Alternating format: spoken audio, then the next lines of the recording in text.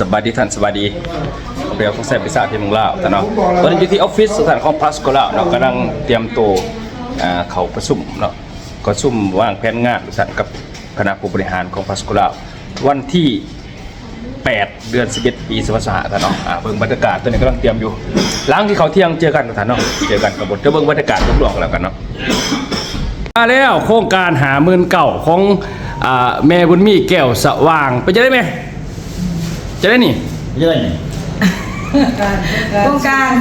หาหมื่นเก้าโครงการหาหมื่นเก่าโตเงินเดือน20 ล้านแม่นบ่นี่10 เดือน20 ล้านเนาะเริ่มเลยที่มื้อนี่จวดที่นี่ว่าของแท้แม่มื้อนี้วันที่เท่าไหร่วันที่8เดือนใดเดือน11ปี2025มื้อนี้แม่มาลงโครงการเนาะเอาถ่ายรูป1 2 3โอเคเฮาเข้าใจจุดนี้เลยว่ากลุ่มลูกค้าแม่นกลุ่มเฮ็ดให้เฮามีรายได้ให้เฮาด้วยกลุ่มคู่ค้าคือคนที่วางแผนด้วยกับเฮาถ้าบ่มีการวางแผนงานที่จะไปเฮ็ดงานเอาเงินกับเฮาแสดงว่าบ่เป็นคู่ค้าแต่อย่าบอกให้เขาบ่เป็นหยังดอกนะมีแต่ว่าก็สิซักมื้อนี้จะเบิ่งเข้ามามวนพาลงเพจพาไปเที่ยวเข้ามาเที่ยวเข้ามาเต้นพามาเต้นเข้ามากระเดินดอกพากระเดินดอกเขามาเองเลยเพราะว่าจะมาเสียใจกันนะยอดคืออากาศเนาะนี่จบไม่ได้ไปยังที่ดีเลยพวกนั้นเอาเพียรพันไปแล้วก็เบิ้งตัวเนี่ยมาเบิ้งเนี่ยเขาบอกคู่ค้าครับคู่ค้าเนี่ยคือโฮกลุ่มนี้มีผู้เสื่อแม่นาผู้ค้าผู้ไปย้ายผู้นำพาสมาชิกผู้ขายคู่หมู่เป็นวิชาการลงพื้นที่เองผู้เป็นผู้บริหารองค์กรทั้งหมดนี่หมายถึงว่าสอนเขาในสิ่งที่จำเป็นต้องสอนคือผู้เสื่อมสอนในสำหรับที่ตามลูกค้าจะได้เสียให้หนาขึ้นพ่อเขาต้องไปสอนร้านสอนเองหรอกเราต้องมาบริษัทก็ได้ผู้เสื่อมมาเขาเข้ามาเนี่ยใครก็จะเป็นผู้ขายผู้เป็นพามาบริษัทซ้ำหายถ้าเราสอนเป็นสอนเรื่อยๆเลยต่อพามาเสียเวลา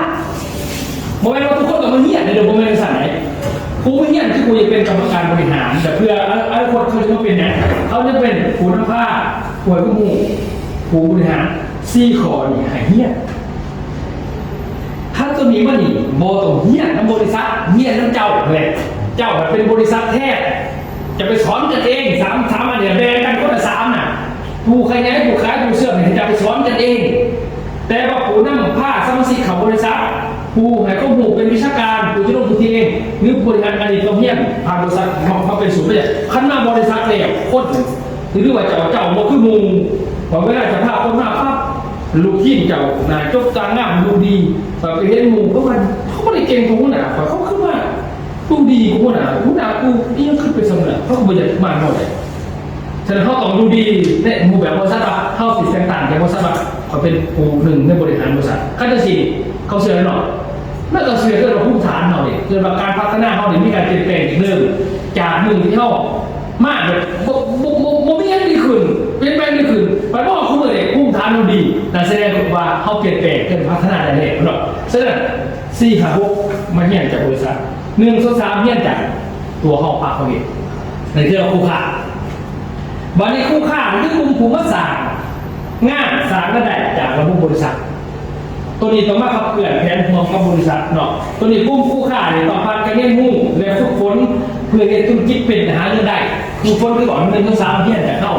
4-5-6เฮียนจากบริษัทเขาใจว่ากันว่าคู่ค่าวันนี้โอเคเนาะบางคู่ขายมันคือวันนี้เนาะแต่วันนี้4-5-6นี่ไม่เงี้ยเขาก็ทั้งเป็นกระยาเขาออกสูตรนั้นไปตามระบบก่อนยางหน่อยกับขอเตือนไปเที่ยวไปเขาจะบางมวลมากคือว่าก็ไปดูข่าวประจำมาแล้วผมไปใช่แล้วนี่คือจุดดีโอเคคู่ขาประมาณนั้นต่อมาวันนี้คู่ขาเนาะคู่ขาในแม่ใน6 กลุ่มนี้เขาสิบอกยังไงฟังเด้อคณะไปหาผู้เสื่อมได้นาเขาอย่างไรผู้เสื่อมอย่างไรได้นาให้บอกเรื่องค้าได้นาโอ้เราต้องไปเอาอย่างอื่นคือเขาจะบอกได้ว่าจะหาลูกค้าบอกคนอื่นจบก็ต้องไปล่ามาตัวอื่นถ้าตัวอื่นจะมาไหนยังอื่นก็บอกจะมั่วดิตามธรรมศาสตร์ต้องโคตรอีกเรื่องแบบแรกมันจะได้จากสูงมหาตามหน้าและจะสูงมหาตามคนเหมือนกันไม่ได้จะอย่างไรก็เป็นคู่ขาปึ๊บจะไปบอกไล่อันคือมันไล่มาตามหมดมันไล่ไปหาผู้สื่อตัวเดียวมันจะไปอยู่สูงพอจะบอกไล่อันสุดท้ายมากมันจะเป็นแค่ลูกค้าจุกเก่งเท่าไหร่ถ้าจะบอกไล่อันพวกมันจะมาเป็นลูกค้าจุกเลยทันทีคือแบบสูงสุดฉะนั้นเขาต้องนิ่งเปล่าขั้นคู่ขาตัวหนึ่งถ้าเขาบอกลูกค้าพ ผ้าเขาใส่สินค้าได้ดี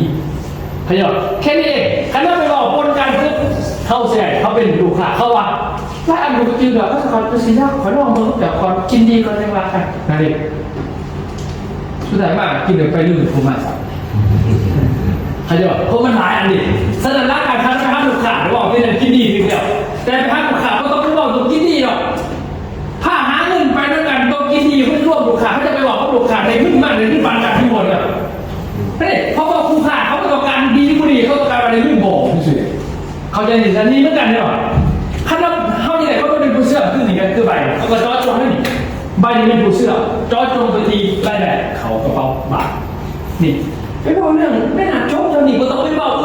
เจ้าซิมี่ต้องไล่ไปละบาทนี่ไปเที่ยวความได้ไม่น่าล่าไปเศร้าซะสุดท้ายมาผู้สื่อสารมึงจะทำเดี๋ยวจะตันหนึ่งเขาบอกเปิดอะไรเพราะเราบอกร้ายแล้วก็อยากสุดท้ายมามันจบตัวทีสื่อทองเลยกระจกเขาจะไปอยู่กับเขาไปเสือนี่เขาไปชนจะร้ายปวดมันแสดงเขาต่อเขาจะว่าทางเขาไปครับดูเสื่อมได้หนาเขาบอกเปอร์เซ็นต์ที่เขาจะได้เพราะเขาต้องโทรรุ่นแล้วก็เทเอกสารไปแล้วซ้อนแบบนี้นี่ไปตามที่ว่ากระเจ้าก็เด็กบอกกันไปเท่ากับไฮได้ครับบอกไฮเป็นรุ่นนี้เจ้าคือ2 ด่านนั่นเลยด่านหนึ่งบริษัทยอมจะไม่มีเพราะมันจำกัดบริษัท2 มากก็คือตอนนั้นเขายอมตื่นในตลาดถ้าเขาจะบอกว่าเอกสารในไทยทำมาฝึกลงก่อนเนาะ2เนี่ยทางเขาบอกเขาผู้ขายเขาสวยเนี่ยเขาจะบอกกับผู้ขายเขาจะไม่เป็นผู้ขายให้บอกเรื่องกำไรจากการขาย FAM นี่ก็พ่อก็ต้องบอกเรื่องกระดอกคะแนนยาวเอาเองอีลิลงไปซื้อฟังไหวคะแนนสักคนก็ไม่สนใจเนี่ยนี่คือแท้เขาเอาหน้าเขาหน้าเขานี่ขึ้นจนปั่นเขาก็ต้องแบบย่ามันกับใครเดินไปไหนย่าคนน่ะฉะนั้นเมื่อเขาบอกชดแต่จะขายให้บอกได้กำไรมาขายแต่อย่างโลก15 ตันเขาเสียเขาแถมยังกำไรแต่เขาไปขายตัวใหญ่เท่าไรนี่ถ้าจะขายโปรโมทปุ๊บจะขายมาได้แต่ไม่ได้ว่าผมจะส่งขึ้นเจาะก็กำไรถึงเยอะ2 ตัวนี้ส่วนที่ก็ขอเอาได้กองเสียไปเขาให้เจาะเขาบอกจริงต้องโหลดลงเพราะว่าเขาต้องการแสดงเพชรกำไรก็ของเงินเก่ามันเลยไหวเฮ้ยคนขายเขาไม่ได้ต้องการอะไรอื่นถ้าเขาตอบโจทย์เท่าไหร่เขาดูคณะไปหาคนขยายที่คนที่แบบว่าเฮ้ยจะขายเวลาเนี่ยเฮ้ยจะขายจะกี่อยู่นี่คนมาขยายที่บอกเรื่องแผนการตลาดเอ็มบีนี่แผนนี่แผนถือตำแหน่งนี่แผนนี่เขาเรียกปิ้งปองนะฟิตตำแหน่งตัวนี้ใส่กว่านี่แค่เปอร์เซ็นต์จะคูนี่ไล่เกินมากคือตำแหน่งนี่เงินเดือนตำแหน่งเงินเดือน2,500 ถึง110,000 บาทอายุมากแต่โรงเรียนแบบครูไปได้หนามากจะไปบอกตัวนี้ไปปุ๊บมันตีราคาจะพิจต้นไม้ดูไหนหลอกลวงเลยดูแสดงว่าพิษอันตีขนาดซัดนี่นะซัดในโลกวันนี้มันมีจะสายพันธุ์เป็นหลายหลานสายพันธุ์จะเอากล้วยไปให้ลิงเห็นเอาหรอเอาหรอขันเอากล้วยไปให้เสือบ่เอาหรอเอากล้วยไปให้กุ๊กนี่ก็บ่เอาหรอเป็นยังไงคือออกสัตว์ถือกันก็จะว่ากลุ่มมันบริเวณนั้นอยู่จื้อสิว่าฉะนั้นกลุ่มได้ที่เป็นได้หนาจะไม่ว่าเรื่องขาดขยายเอ็มนิดเปอร์เซ็นต์เงินทุยมาอีกเลยปกหลอกระหว่างปกตกตุ้นจะบอกเป็นยังเวลาบริษัทเนี่ยที่เขาหลายชดไปคนที่เขามาคอมเมนต์คือคนที่มันเป็นกลุ่มปกขยายเขาเป็นกลุ่มตัวสื่อขั้นบอกตรงเขาหน้าเลยแต่ผัดผู้เช่าขยายยังไงให้บอกบริษัทนั่นอันนี้เนี่ยปุ้ยนั่นแล้วก็หากระสอบไปรู้หน่อยคือเราก็ต้องเป็นคนดีเดี๋ยวจะบอกพิษคนถ้าจริงเพชรเราจะบอกคนถือเมื่อไหร่เนี่ยแต่ว่ามันคนถือขั้นบอกเขาใจคนไม่บอกคนอื่นมันก็เลยไปพิษกันมันไม่ได้คิดเข้าอะไรเขาจะเสียเส้นอะไรเขาจะผู้เชี่ยวไม่หนาจะว่าไปอื่นขั้นจะใช้ก็เป็นผู้เชี่ยวไม่หนาเราบอกไปคำเขาเหมือนว่าเส้นตัวนี้เอาโลตัวนี้ปุ๊บโลตัวนี้น้องโลมากเขาเลยเอาไปเลยเขาว่าที่เป็นเจ้าเพชรตุ้งใจดีโอเคเลยแต่ถามมาอาจจะได้เพิ่มเติมบอกใครจะเป็นลูกขายเราจะต้องได้มันดีก็ให้ได้ขอ2ไม่เข้าใจไหนขอ2เขาเคยได้คนนึงเขาเสือง่ายๆเลยจริงๆคนแต่เขาแบบมันโมเมนต์ต้องดีมันบนเล่งก่อนเราจะมาเห็นอย่างเนี่ยกูไปกูจืดมากูยอมมันติดสมัครเพราะนั้นแค่นี้ไปรุ่นเพราะเราแมนเนี่ยก็เลยมาบาดมากเพราะเราบอกเขาเนี่ยว่าภาษาลายบทจะมีอย่างต่างๆมันเป็นลายบทเราเจ้าโมเบิร์นก็จะไปร่วมกับฝ่ายภาษาออกแบบว่าตอบโจทย์ในคนที่จะไปหาจะเลือกเอาผมไม่ได้จะไปบอกเบิร์ดเขาจะพอไหมน่ะฉะนั้นผู้เชื่อไม่หนาเขาบอกเลยเปอร์เซ็นต์คะแนนหนาเขาก็มาแล้วเฮ็ดตั้งแต่เดียวจะบอกอื่นมือได้เขาเจ้าโตกันว่าจะให้เขาขายหรือบาร์เขาถือว่าเขาอยากขายแล้วจะไปบอกเรื่องกำไรการขายดีค ขายตัวนี้กาแฟขายแต่ได้จะกระสอบเปอร์เซ็นต์ตัวนี้ขายง่ายขายไปเบิร์ดขอจะซอยจะขายจะไรขั้นตอนของซอยขายขึ้นให้เจ้ากำไรก็เอาได้เด้อจะหน่อยต้นนู้นนี่หรือมีกำไรในการเขาไปว่าแต่เอาเบอร์ที่นี่เขาก็ยังลงทุนเลยพอเขาต้องการแต่เพียงพอนี่มีกำไรในการขายบางทีเวลาเขาอยากขยายที่ว่าเรื่องแพนเอ็มเอ็มมาดิแพนนี่แพนตัวต่างเนี่ยนี่ตัวต่างเนี่ยก็คือตำแหน่งต่างๆแต่พวกเราก็นี่เขาขยายเขาจะได้ต่อมาเขาอยากเป็นผู้นำแต่มาบริษัทแต่ผ้าเขามากแบบเขาไปบริษัทอื่นเขายังไปคนเป็นรถเป็นได้ดีแต่คนเดียวมาคงอยู่นี่บริษัทเขาบอกมีค่าผ้าผสมมาอีกบริษัทผมมีเลยค่าผ้าผสมผมมีแต่ทีมไปที่บ้านเป็นแบบตัวนี้มีหายอยู่ให้เขาผมก็แบบโอ้พอยเป็นวิชาการเลยจับไม่ถึงไปที่บริษัทได้ก็คือมันแต่ว่าบริษัทอื่นเขามีไหนลงพื้นที่ยังไงแล้วเตะเนี่ยของไปของมันใช่ไหมของเรามีค่าวิชาการแต่ก่อนเดี๋ยวนี้อุ้ยเก่าเซ็นร้อย200%ขอคะแนนหน่อยนี่ครับให้บอกตรงยุคก่อนอย่าจะไปบอกเรื่องนี้เบิร์ดจะโคตรเนี่ยเด้อเขาไม่เห็นอะไรที่แต่สื่อเดียวนี่ว่าบอกยังไงที่แต่มาเป็นผู้สื่อเขาจะบอกไปคือแบบมันไล่แบบซูมค่ะแต่มาบอกซูมผมก็เลยต้องตามให้เขาบอกซูมคือไปเลยต้องตามให้เขาบอกไล่แต่ต้องมาทำให้บอกตัวได้ตัวหนึ่งก่อนไปโฟกัสเลยนะเขาจะว่าเป็นผู้บริหารก็ว่าเรื่องแพทย์สิ่งที่ทำเขามีเนี่ยช้อนตรงนั้นแต่เอาคนมาศึกษาความสะอาดเขาเห็นเองมันมีระบบไหนพอเจ้าหน้าที่ซื้อรุ่นเขามาเนี่ยคือบริษัทคือหรอเขาบริษัทอื่นแบบว่าสมาร์ทใหม่ๆกูบริจาคกันกูเอาไม่ได้โหลดเลยกูยังไงเป็นเนาะรวยคนขายไม่รวยคุณไม่ขายคนขายอยู่คุณได้ชาคนไปเท่านั้นฉันรู้ต้องเห็นยังจะรวยจะเสียเอาที่สั่นมันก็พิษเลยเพราะว่าทุกคนมันเป็นผู้บริหารองค์กรเขามาจะนี่เขาเป็นนี่เนี่ยเขาได้เห็นตรงนี้เขาจะเสื่อมได้หนาแต่ว่าแผนบริษัทมันบ่มีแต่พักเวลามันมีนี่มัดบาทที่เห็นบอกนี่คือบัตรฟ้องฟ้ากับหลายคนจะเอาไปทุกอันบอกจะบนเบนมาผู้ได้หนาบอกมันจะไรผู้ขายเนี่ยเจอบอกยังไงผู้ขยายบอกยังไงแค่ถ้าเขาได้สินี่แหละแต่เส้นตรงเบอร์คนออกบอกว่าไหนน้ำใส่คนพวกกลุ่มแตกต่างกันเป็นถ้านอกจากนี้แล้วนี่มะม่วงมะเดียวนี่มันบ่เป็นคู่ขาแล้วเด้อถ้านอกจากนี้บ่เป็นคู่ขาบอกเรื่องค้าหนาก็สนใจนะไม่ได้ยากสิบอกเรื่องค้าก็บอกเรื่องถ้าจะสิน่ะเด้อบ่ต้องไปขาดบางอย่างที่แต่ว่าดีเลยเบิ่งออกแล้วว่านอกจากบอกเรื่องไม่นาก็บ่เอาอย่างก็เบิ่งหันทิศใหม่แบบอันนี้เนี่ยนี่เลยให้เขาเป็นลูกค้าเห็นป่ะลูกค้าประเทศเนี่ยเพราะว่าทุกคนต้องซื้อได้ป่ะนี่ลูกค้ามี2กลุ่มมีลูกค้าขาจรกับลูกค้าขาประจำถ้าลูกค้าขาจรคือสื่อแหละนะไปเมืองนาซีแล้วคุณไว้ก็ไปว่าอะไรเต้ต้นนี้ให้บอกเรื่องไหนบอกเรื่องผลประโยชน์ของสินค้าสื่อและแถมสินค้าแต่สื่อตัวนี้มันนี่แล้วเป็นสีเบอร์เขาจะมีบริษัทสื่อเด้อสอบตัวได้650,000บ่มีพิเศษยังมีบอกเท่าไหร่ลูกค้าผมพอใส่ดีเขาจะเอามาดีกันเนาะอันนี้ซักแม่สื่อมาดูแค่ไหนอันนี้กาแฟท้องนึงกุ้ยหนังมันยังจูนวะให้บอกสิบอกให้บอกว่านี่มันจิ้นแรกซ้ำนี่นะบ่ได้อาจารย์ที่อยู่เลยบอกให้บอกอย่าเอาของแถมมีราคาแบบปัญหาอย่ามาหารกันเลยมันจะผิดมันไปจัดการเข้าใจไหมเนาะเขาซื้อซิปตัวนี้เขาแถมมาเนี่ยเด้อเขาจะแค่เป็นเจ้าคนนี้โปรโมชั่นเฉพาะว่ามันอีกแค่แต่ติบอกเป็นอย่างแต่แค่ว่าซิปแถมนึงจะว่าซิปแถม2เลยจะจำนั้นเนี่ยก็มื่อนี้ซิปแถม2เป็นซิปแถม2เขียนราคา6 ล้าน5 แสนเสียจับดูแบบไม่ทับตาเวลาเขาแบบโมเนี่ยเขาขายเลยเอาบินมาปุ๊บเขาไม่ได้ขายเขาเสนอแต่ว่าเขาเปิดตื้อเลยอันนี้ไม่บอกว่าเขาไป5 แสนเนี่ยพิษเลยเขาจะสั่งแสดงว่าพิษจะมาเป็นธุรกิจอะไรเจ้าก็กลายเป็นสโตกับผู้อื่นเลยนะทำไมนะเขาได้ยังไงเราจะไปหาเงินกับเขาหรือเขาไปสลากเองนะอันนั้นได้ทำไมนะโอเคเนาะเทียบประมาณนั้นแสดงว่าลูกค้าขาจรเขาต้องการของแถมเขาต้องการอะไรคือบัตรลูกค้าเข้าประจำนี่เขาต้องบอกเลยสามสิบสมาคมมาเขาสื่อเหลวเอาว่าเขาสมาคมที่ถ้าเกิดเขาสมาคมสิ่งนี้เดี๋ยว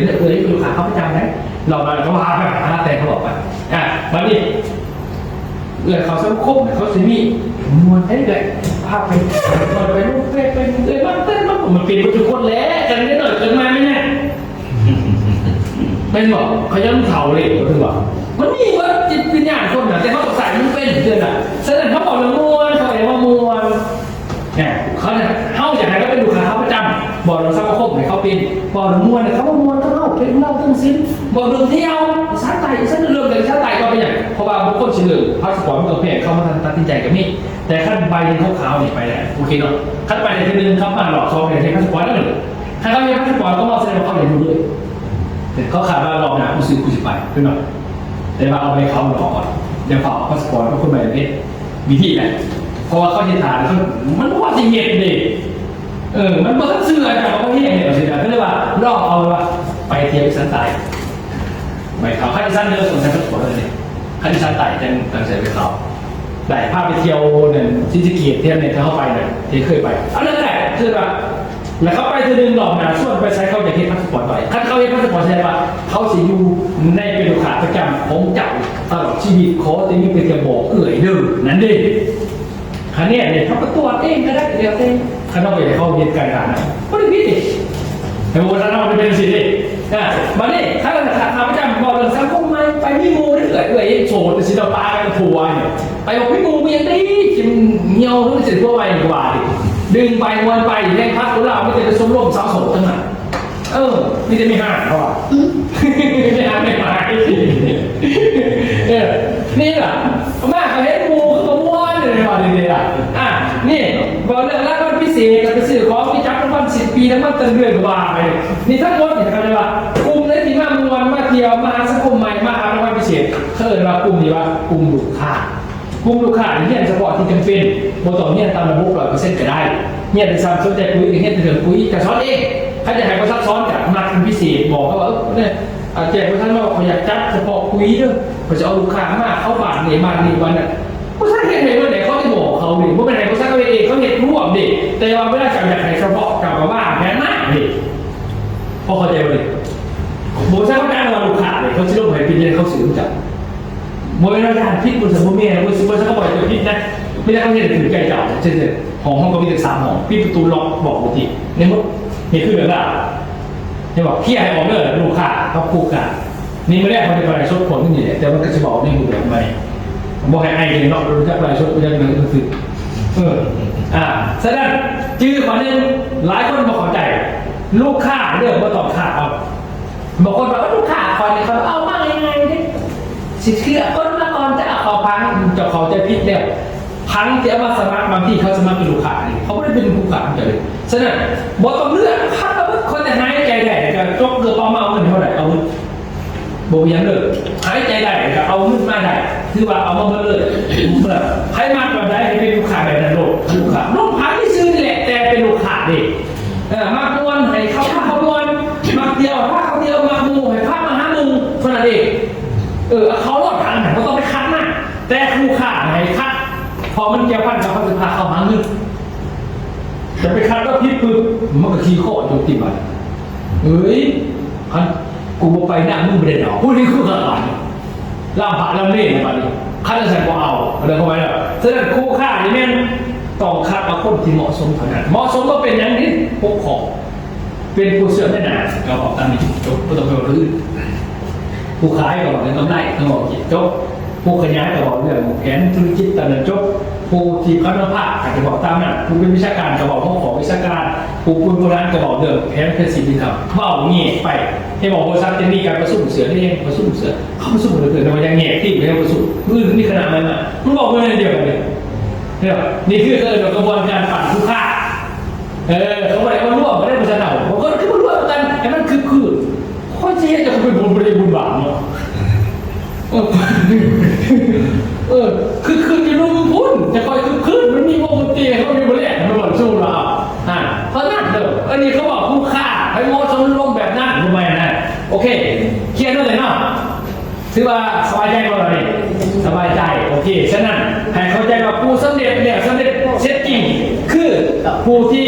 3 คนต่างบริษัทเป็นเริ่มเปิดบริษัทมาเขาปั่นแทนคนก่อนจะเห็นแทนเนี่ยจะเห็นแทนเงินเขาบริเห็นแทนเงินก่อนแล้วเขาบริเห็นแทนงานก่อนเสร็จเปิดปุ๊บก็เบี้ยแล้วเขาปั่นอีกวันหนึ่งก่อนเสือเตลซีมาเป็นละครเห็นทำนี้ฉะนั้นปีหน้าเขาไม่ได้เขาเงินบริษัทคือผู้ประสิทธิ์เข้าใจหรือทุกคนเข้าใจเอาที่เจาะขึ้นมากูจะปั่นคนก่อนกูจะปั่นคือตอนนี้เอามาเหี้ยจะออกของกูเองอย่างนี้คือดีเบิร์ดบอกเป็นคู่ขาเป็นคู่ขาประจำยังมองกันใครจะบอก คิดกันสิก่อนจะไปขึ้นถึงว่าเขาจะเห็นบ้างนั่นแจกคือเก่ามันก็เสือแล้วมันก็ไม่เสือคนอื่นเสือมันหมดเพราะว่ามันโดนใส่เสือมาเสือเขาง่ายกว่าราคาไม่จะ2,000ตั้งมันเลยตั้งมันเป็นแบบเสกซ้ำหนาเลยมึงไม่รู้ไปยังจะบอกว่าแต่บางคนว่าก็สร้างคู่ปลาตัดอยู่ละจะมาตัดหรอกมาตัดปลาหลวงปู่ซ้ำปัญหาให้บอกยูหันนู่นเนี่ยครับเสื้อเลย3,000 บาทบอกท่านมีหลวงปู่อันนี้2,000มีหลวงปู่ผมถือว่าแค่โอเคนะเพราะตัว5ผมไม่มันสูงเข้ากันนะครับโอเคฉะนั้นถามเพื่อให้เข้าใจปีไหนเนี่ยปั่นที่นึงหลังขึ้นมาปั่นกรรมการปั่นที่องค์สีเพราะงานเขาเป็นเองบุกเกษตรเป็นวิชาการผ้าปกที่ปั่นมาเห็นเองแต่ผ้าเขาหลาเขามาเรื่องบุกเห็นไหมสมมติว่าเขาเป็นกันเราเขาเดี๋ยวบอกว่าทุกคนบอกไว้เลยมีแต่คนงานดูดิหยาบกว่าสู้แบบเขาเองเลยเหมือนกับคนทำเห็ดที่ประทานเห็ดถ้าเราปั่นปุ๊บปั่นที่นึงสนามปุ๊บพวกเก่าหัวควันตายหมดนี่คือบอกเริ่มต้นมาซื้อรวยฝันสุดท้ายก็มาอยู่ไม่อยู่เนินที่จะต้องหาเขาก็อยู่เนินแพ้คนเขาแล้วก็มาปั่นแพ้งานเขาปั่นวิชาการโลกเก็บเงินคู่คนหนึ่งพร้อมมันขายตามสมาชิกนี่ต่อมาแพ้เงินเข้าไปแล้วแต่ที่ปีการไม่มีใครโซนใจพังหรอกปีเดือนก็ข่าวพังเหลืองพังกองแปงเดี๋ยวนี้เนี่ยสื่อปุ๊บลงคะแนนเลยถ้าเขาชอบสื่อกวดขึ้นคะแนนเลยง่ายๆให้บอกเกินปั๊บเนี่ยเขาซ้อมมันจะเป็นงานของการสื่อปุ๊บออกคะแนนเลยนั่นแหละยังไม่มีเก็บไว้ไม่มีทางขึ้นเลยลงเลยพี่จะเช็คมันให้มันถือแล้วลงเลยจบถือไปกระทำที่ว่าเขาประกวดเงินเลยแรกไม่ได้เงินออกแต่ว่ามันจะตัดออกวันที่10วันที่3วันที่30คือวัน30แต่ว่าเงินมันออกเป็นหมื่นแต่ว่ามันรั่วมันจะโอนไปเดียวมันจะหน้าโอเคไปเจอได้นี่พวกนั้นที่ถามนี่ เข้าใจนะภาษาต้อง เข้าใจเนาะว่าจะชาไปเก็บว่าจะชาไปโอเคเนาะ เอาหัวนะ ขั้นเข้าใจกับสิ่งประมาณนี้หน่อยเนาะโอเคเอาประมาณนี้ก่อนเนาะ